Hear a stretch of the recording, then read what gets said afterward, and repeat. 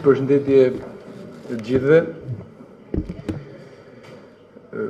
Sapo përfunduam një maraton 2 ditore diskutimesh me vendet e Ballkanit Perëndimor dhe natyrisht me prezencën dhe mbështetjen e Komisionit Evropian dhe Komisionerit Hahn, cilin gjej rastin ta uroj edhe publikisht që sot është bërë gjysht dhe lajmin e gëzuar e mori gjatë punimeve të ministerialit ton. Doja që njëkohësisht falenderoja edhe kolegen Ministrin e Kulturës Mirela Kumbaro dhe kryetarin e Bashkisë Durrësit Ban Gjushdako për mundësinë që na dha për të organizuar këtë takim në Muzeun Arkeologjik të Durrësit dhe përveç se vendit ishte një takim edhe i veçantë për shkak të pranisë edhe të miqve tjerë, siç ishte Ministri i Jashtëm i Norvegjisë, Brede, sekretari i shtetit për çështjet europiane Dezir, ministri i jashtëm i Republikës Çeke Zoralek dhe sekretari i shtetit italian Amendola. Natyrisht që një prani kaq e madhe dëshmon vëmendjen e posaçme të partnerëve tanë brenda dhe jashtë Bashkimit Evropian për mbarvajtjen e proceseve demokratizuese edhe në këtë kënd të Europës. Takimi i sotshëm, siç dihet, i paraprin summitit që do të mbahet në Paris në 4 korrik të këtij viti, në kuadër të procesit të Berlinit dhe dëshiroj të nënvizoj këtu edhe një herë tjetër rëndësinë e veçantë që ka për ne organizimi i këtij summiti nga ana Francës si një vend jo thjesht themelues i Bashkimit Evropian, por edhe në kontekstin e situatës së sigurisë dhe sfidave me të cilat po përballet arkitektura e sigurisë europiane. Takimi i sotshëm i shërbeu gjithashtu bashkërëndimit masave në nivel rajonal, në mënyrë që samiti i Parisit të jap sa më shumë fryte dhe unë dëshiroj të nënvizoj 5 drejtimet kyçe. Spari, zbatimin e plot të masave të dakordsuara në samitin e Vjenës, në mënyrë që të gjitha projektet infrastrukturore dhe energjetike të gjejnë financimin e duhur brenda vitit 2016. Besoj se metodologjia e përdorur për projektet e infrastrukturës dhe energjetikës do të përfshi edhe projekte të digitalizimit dhe të energjisë rinovueshme. Së dyti, fokusi i ri mbi rinin, duke përfshirë këtu programet studentore dhe trajtimin profesional. Dhe në këtë kontekst u ndalëm veçanërisht mbi nevojën për liberalizimin e vizave për gjithë shtetasit e rajonit dhe e kam fjalën këtu për Kosovën natyrisht, që është i vetmi vend shtetasit e cilit nuk lëvizin ende pa viza në hapësirën Schengen. Së treti, në lehtësimin e zgjidhjes së gjitha problematikave dypalëshe me cilat përballen vendet tona të rajonit dhe ndarjen e tyre sa më shumë tjetë mundur nga ecuria e procesit të integrimit europian. Së katërti, në bashkëpunimin dhe ndërvarësinë e vendeve të rajonit tonë, pra vendeve të Ballkanit Perëndimor, me Bashkimin Evropian në përballimin e krizës së refugjatëve, por edhe për të luftuar me vendosmëri terrorizmin dhe ekstremizmin e mundshëm. Dhe spesti apo sfundmi, nevoja për një pjesëmarrje aktive të shoqërisë civile, çka u eksperimentua për herë të parë në Vjenë, si një element lehtësues për zbatimin cilësor të marrëveshjeve që ne kemi arritur në rrafshin rajonal. Sikur se ju e dini, në samitin e Vjenës vitin e kaluar ne miratuam një numër projektesh të ndërlidhjes rajonale apo hartën e ndërlidhshmërisë së rajonit, ajo që rajoni jon do të jetë 2020 apo në 2030 dhe sot ne patëm mundësi gjithashtu të diskutojmë edhe për synimet që apo projektet e reja që do duhet që të prezantohen në samitin e Parisit në mënyrë që të përfitohet maksimalisht edhe nga jo thjesht asistenca teknike, por edhe asistenca financiare që Komisioni Evropian vë në dispozicion të vendeve tona për procesin e ndërlidhjes. Shqipëria, siç dihet, në konferencën e Vjenës mori mbështetje për projektin e interkoneksionit elektrik me Maqedoninë dhe sot kemi hedhur hapat e parë për të kërkuar mbështetje nga Konferenca e Parisit për rehabilitimin e linjës hekurudhore Durrës-Tiranë dhe për ndërtimin e një degëzimi me aeroportin ndërkombëtar të Rinasit apo aeroportin ndërkombëtar Nën Tereza. Gjatë diskutimit sotshëm ne kemi biseduar edhe në lidhje me masat për vënien funksionim të fondit të Ballkanit Perëndimor, që siç dihet do të ketë selinë vet në Tiranë, si një dimension i ri i bashkëpunimit rajonal, dhe në këtë kontekst ishte kënaqësi për ne pjesëmarrja e ministrit punëve të jashtme të Republikës Çeke, sepse siç dihet ky fond pasqyron pak a shumë modelin e bashkëpunimit të fondit të Vishegradit dhe të vendeve të Vishegradit. Diskutuam gjithashtu me Komisionerin Hahn dhe me kolegët e tjerë nga rajoni për hapat konkret që do ndërmarrim në ngritjen e zyrës rajonale të bashkëpunimit rinor. Siç dihet, kjo është një nisëm e kryeministrit Rama dhe kryeministrit Vučić. Kjo selia gjithashtu e kësaj nisme do të jetë në Tiranë dhe siç dihet nisma do të bazohet kryesisht mbi modelin e bashkëpunimit rinor franko-gjerman. Ekzistojnë gjitha mundësitë që edhe kjo nisëm të harmonizohet më mirë me strategjinë që ka Bashkimi Evropian për mobilitetin e trinjve, për lëvizjen e trinjve dhe për fushat e reja të studimit apo praktikave që të rinjt mund kryen në vendet e Bashkimit Evropian, por edhe me njëri tjetrin në vendet e rajonit. Sfundmi, po jo më pak e rëndësishme, siç dihet, kriza migratore ka prekur edhe vendet e rajonit ton, ka vënë pikpyetje element caktuar që kanë lidhje me sigurinë dhe luftën më të thekshme ndaj komponenteve të ndryshëm të çështjeve të sigurisë dhe natyrisht prania e kaq shumë kolegëve na krijon një mundësi në radh parë për të pasur një shpjegim të detajuar nga ana e komisionerit zgjerimin mbi mbarveshjet e fundit që vetë Bashkimi Evropian ka rritur me Turqinë, mbi planet e bashkëpunimit të Bashkimit Evropian me vende të ndryshme, por edhe mbi mënyrën se si vendet e rajonit ton janë përgjigjur sfidave që kanë buruar nga kjo krizë. Sfundmi, dëshiroj që të falenderoj krahas gjithë kolegëve që morën pjesë në këtë aktivitet, edhe një herë tjetër personalisht Komisionerin Hahn dhe natyrisht shërbimet e Komisionit Evropian që bëjnë të mundur përmes ekspertizës dhe dedikimit tyre që ne të mblidhemi në mënyrë më të shpeshtë me njëri tjetrin dhe të diskutojmë për projekte të rëndësishme rajonale. Natyrisht kemi miratuar edhe një tekst final apo një dokument final. E thash me një lloj shakaje dhe gjatë përfundimit të këtij takimi që është fakt që gjithnjë më tepër po gjejmë një gjuhë kompromisi më shpejt se që ka ndodhur në vitet e kaluara për një dokument final dhe për projektet përbashkëta të cilat shpresojmë shumë që do të kenë një impakt mbi të gjithë qytetarët e vendeve të rajonit tonë. Faleminderit, fjala për ju, komisioner. Thank you very much, Minister Takimit. First of all, I would like to thank you and your team, also on behalf of all the other colleagues, for organizing and hosting this conference in this fantastic premises museum. Also, congratulations to the way how you display all these ancient pieces and monuments. I think it's also a very attractive way to present your history.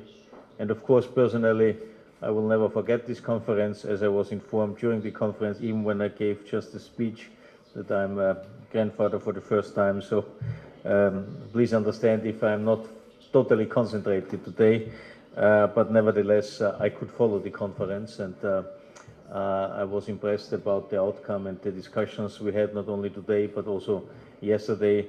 And I would like to stress once again the importance of keeping the positive momentum created by the Berlin process, that for the first time for ages, may I say, at the Western Balkan, there is this kind of close cooperation, this kind of cross-border activities and projects. And that now everybody is really committed to deliver on all the commitments made in Vienna in order to prepare also the ground for the next summit in Paris on the 5th of July.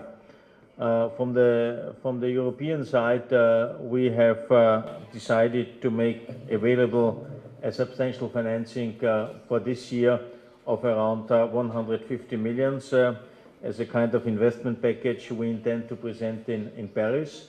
This is an indicative figure depending on the project presented to us. It's about the maturity of projects. It's not that each of the countries should get one, but it's about those who are mature enough in their preparation to be implemented.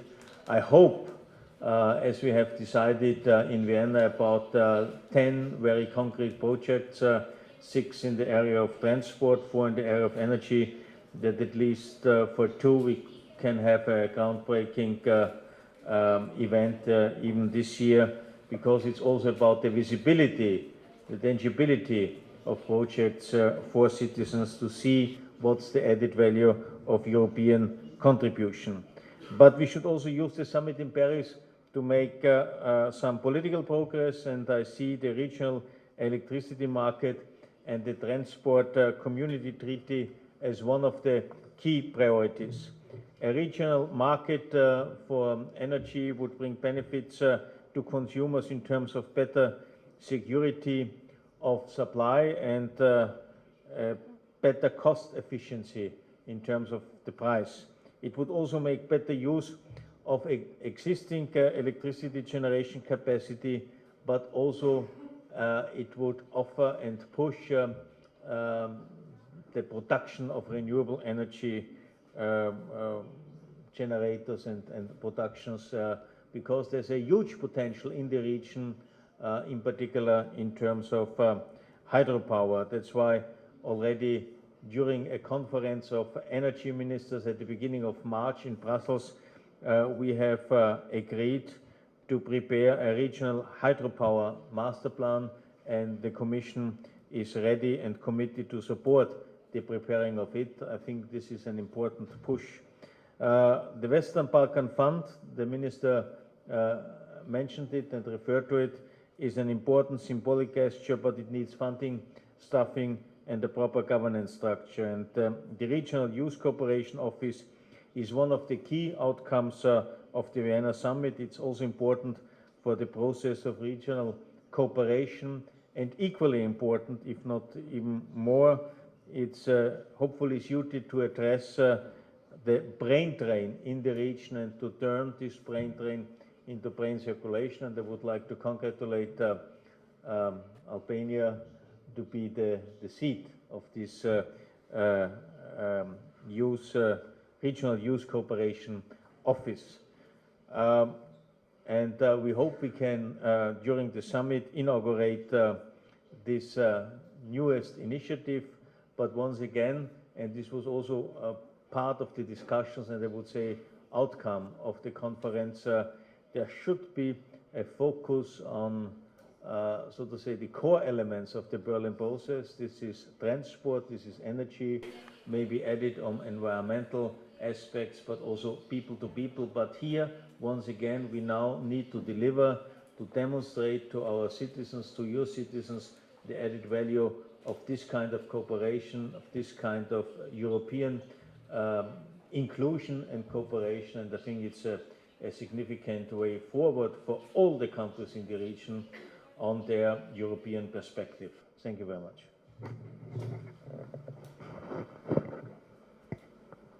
Përshëndetje, Thimi Samargjiu nga televizioni Top Channel. Një pyetje për komisionerin dhe një pyetje për ministrin Bushati.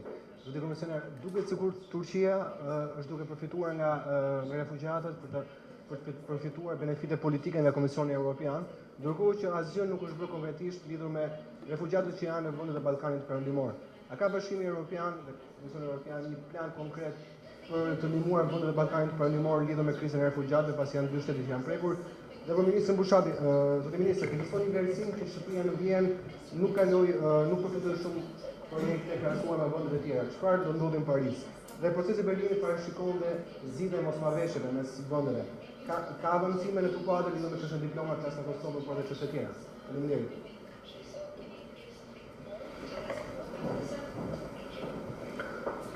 Yeah, concerning the refugees, I think to be fair, we have to distinguish. I think the Western Balkan countries, in particular the former Yugoslavic Republic of Macedonia and Serbia, they have contributed a lot to transiting the refugees and to accommodate with the refugee flow in the past recent months. And it was a Western Balkan summit gathered by President Juncker in October last year, where we have agreed about some actions, and I think the core action was to coordinate, and this happens since that time, to coordinate the whole logistic along the route, and every Wednesday there is a video conference. We have also offered and provided to the affected countries financial support from different European sources. But if it comes to Turkey, but also to Lebanon and Jordan, those are, and part of Iraq, these are those countries which are really affected in the way that they host a lot of refugees. In the case of Turkey, 2.7 million.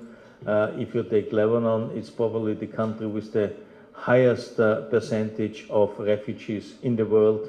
Nearly 50% of its population are refugees, not only Syrians but also Palestinians. In the meantime, in Lebanon, we have more Syrian kids in schools than Lebanese kids. In Jordan, the population has been increased within 8 months by 20%, and therefore we have clearly concentrated our financial efforts, not only the financial efforts, to help these countries to cope with these challenges, because our main aim is, of course, to provide a situation and a structure that refugees can return to Syria as soon as possible. The political and conflict situation allows it, in order to start repairing, restoring the country, and not creating a vacuum which will be filled up maybe by others, and which is clearly not in the interest of the Europeans to have stability in the region.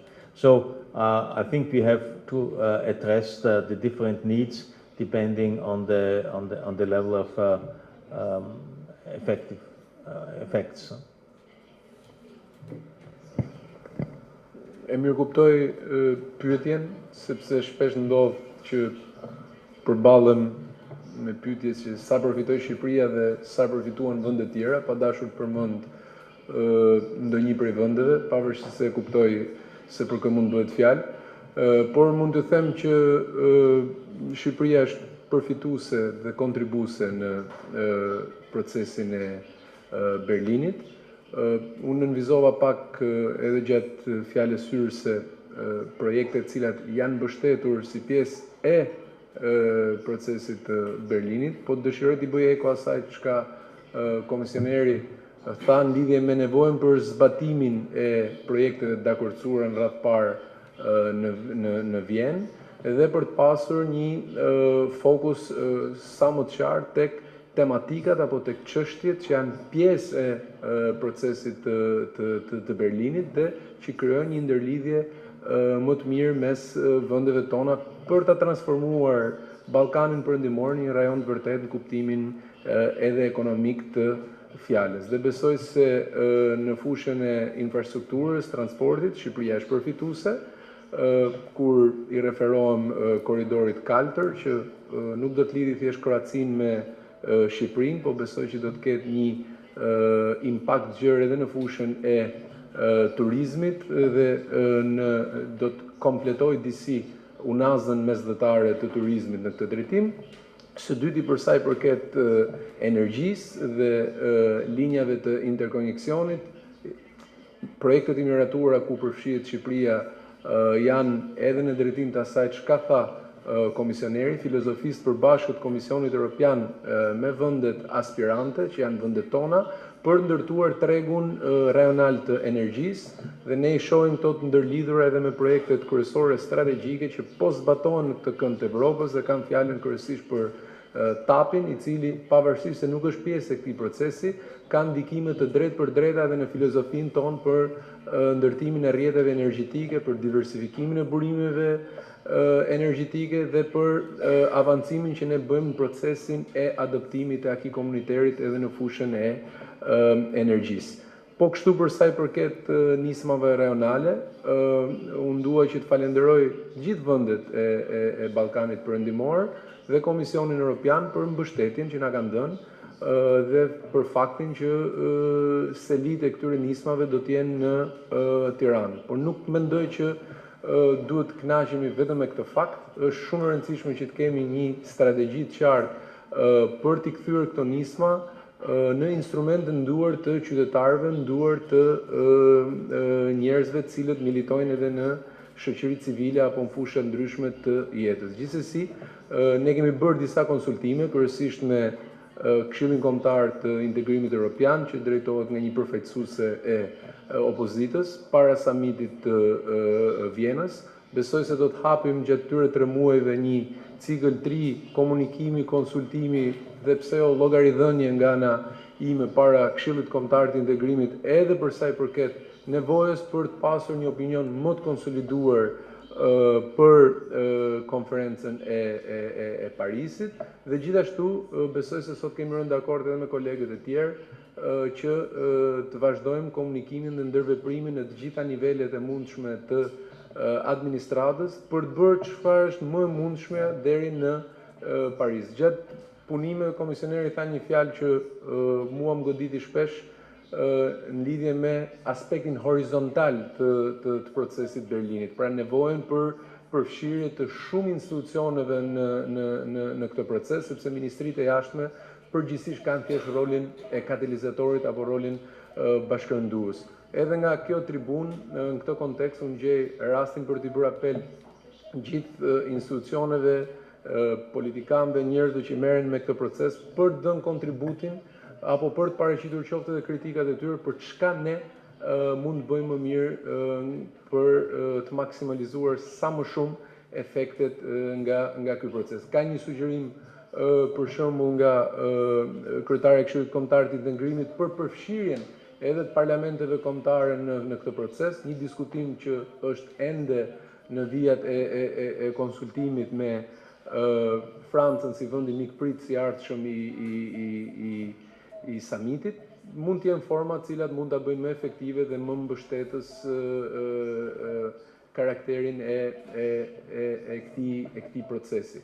Në lidhje me pyetjen e dytë për sa I përket çështjeve të hapura apo çështjet që kërkojnë një adresim dhe ju I referuat njohjes ndërsjellë të diplomave, ne kemi diskutuar edhe në New York, por edhe sot këtu me planet e përbashkëta të Komisionit Evropian, me një punë të lavdërueshme që bën Regional Cooperation Council në drejtim të lehtësimit të procedurave dhe punës së vendeve tona për të hequr një nga një, për demontuar një nga një gjitha barrierat që ekzistojnë këtë drejtim. Pyetja besoj është legjitime, është logjike, sepse çdo bashkëpunim rinor e ka zenafillën tek njohja ndërsjellë e diplomave dhe ne kemi nevojë për të njohur njëri tjetrin më shumë dhe besoj se brezat e ri ka nevojë për të rritur jo me të njëjtat paragjykime që janë rritur brezat tanë përfshirë edhe mua këtu dhe bashkëpunimin që kemi ndërtuar me Serbinë të drejtim edhe përmes shkëmbimit të trimve ka qenë një bashkëpunim që besoj është premtues dhe ja vlen që të thellohet edhe në faza të tjera. Faleminderit. Një pyetje për Komisionerin Hahn. Zoti Hahn, dje në konferencën e përbashkët për shtyp me kryeministrin Edi Rama ju keni bërë thirrje për dialog politik dhe miratimin sa më shpejt të paketës së ndryshimeve kushtetuese për reformën drejtësi. Ndërkohë që ju ishit sot në Durrës, në Tiranë është zhvilluar seanca e përjapshme parlamentare, ku opozita ka rishprehur përsëri kushtet e saj. Kjo situatë sa do e dëmtonte procesin e integrimit evropian të vendit dhe sigurisht çeljen e negociatave si hapi primar. Faleminderit. I think it was rather clear yesterday that it's, and this was the topic of the high-level dialogue, to take stock about the implementation of or the fulfillment of the 5 key priorities, and the justice reform is, so to say, at the heart of it. And I think I was clear, and I'm still clear today, that justice reform is a key element. And I think we need a decision before summer break, because it's not only to adopt constitutional changes and additional, I think, up to 40 or 50 different laws. It's really an unprecedented, comprehensive reform, also uncomparable to initiatives in other countries. I'm fully aware about this huge package and effort, but I think it was also important to include the Venice Commission, to ask the Venice Commission about its opinion, and to agree to respect the opinion of the Venice Commission. And therefore I once again urge everybody to stick to this principal agreement and to adopt the judicial reform as it is the first step. The second step, and may I say even equally challenging one, is the implementation. And in order to give a positive report in autumn, we would need to see first promising implementation step. In particular, it concerns the vetting process, and therefore we need a decision before summer break, so that the authorities can start the second step, and we can see in October first, I will say, results, hopefully going into the right direction. And if this is the case, I am similar optimistic like my colleague Mrs. Mogherini.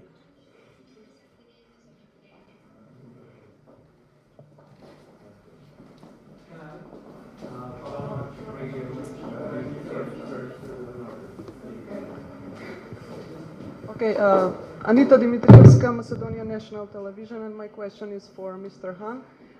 European Union closely follows the political developments in Macedonia. Yesterday you met the Minister Popovsky.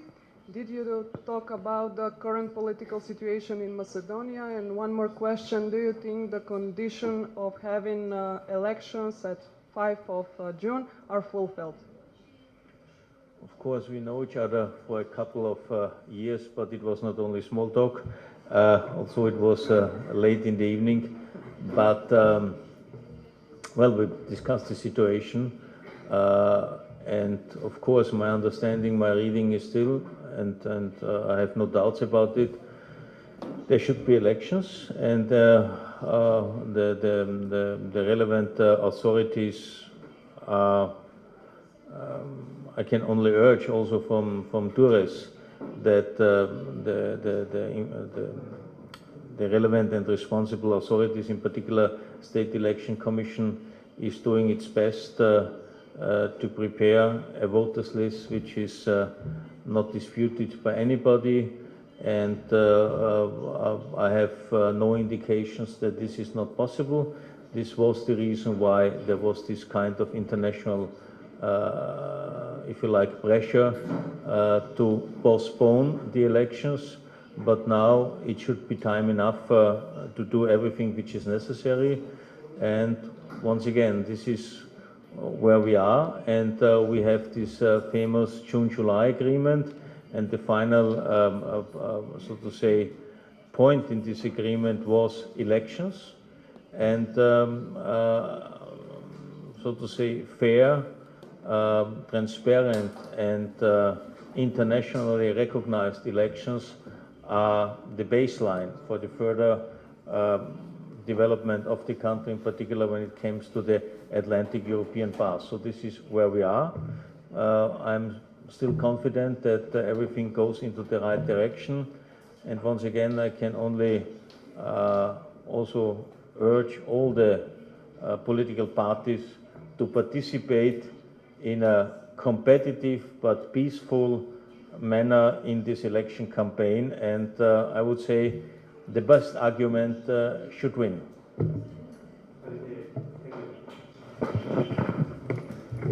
Thank you.